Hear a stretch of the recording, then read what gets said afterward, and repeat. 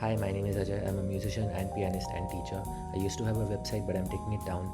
I'm documenting all my blogs on the website in this video playlist. Enjoy.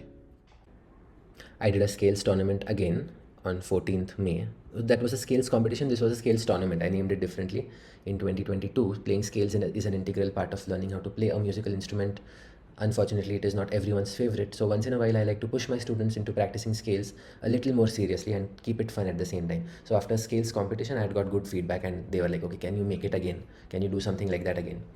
So I tried to do that again and it was a success the first time. Second time, I don't remember how it went.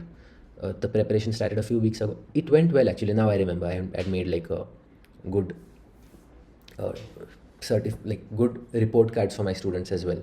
These were made from these were made on Excel because I had learned how to create detailed reports for my students.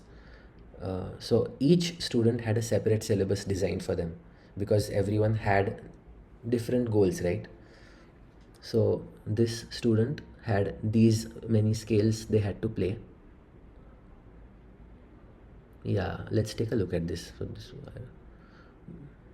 So this is definitely a higher grade student. They had to learn so many scales: melodic minor, harmonic minor, and they had to be ready with these questions for the Q&A round. Print and keep this handy during the competition. Okay. The tournament was arranged on Zoom, 14th May 2022. 3 rounds of testing. First, of course, scales round, they were required to play.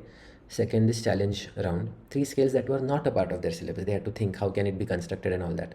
What is the theory behind it? They knew the theory of it, of course.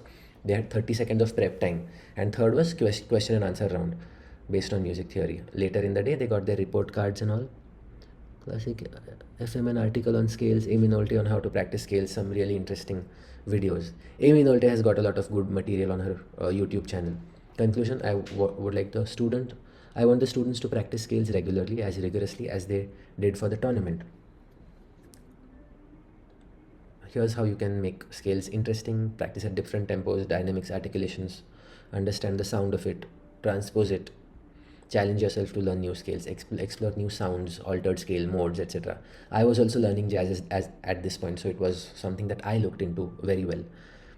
Improvise on a new scale, that is my personal favorite, to get a hang of how the sound is of that particular scale.